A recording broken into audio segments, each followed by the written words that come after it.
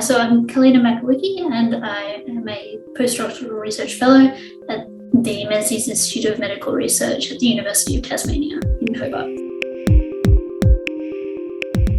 An interesting fact about me is that I am originally from Perth, but I lived in Germany for 3 years before moving to Hobart, and now in my off-work time I can be found hiking in the Tasmanian wilderness or restoring old furniture. In MS, we know that myelin is lost, and we know that when myelin is lost, this can make neurons vulnerable to damage, but we don't actually know why this happens. I'm researching how when the insulation that wraps around nerve cells is lost in diseases like MS, why that actually leads to the nerve cells dying and the disease getting worse over time. And I'm looking at whether the connections between the nerve cells might be to blame.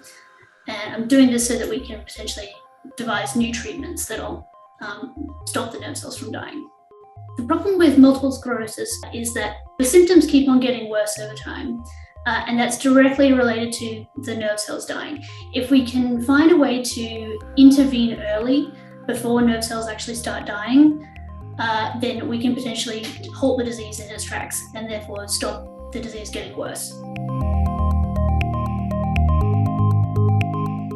Yeah, there is a lot of places to potentially go with this research because there is so much still to discover, and there's a lot of mysteries to solve.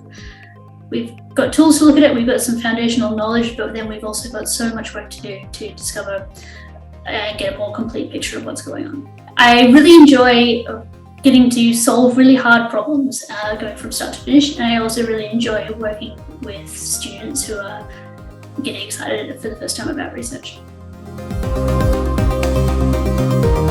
A big thank you to the donors. Without your support, none of this research would be possible.